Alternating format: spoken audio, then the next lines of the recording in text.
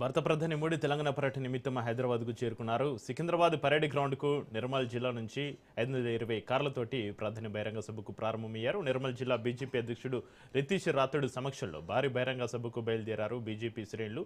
సికింద్రాబాద్లో జరిగే బహిరంగ సభకు నిర్మల్ జిల్లా నుంచి పెద్ద ఎత్తున నాయకులు కార్యకర్తలతోటి వెళ్తున్నామన్నారు రితీష్ రాథోడ్.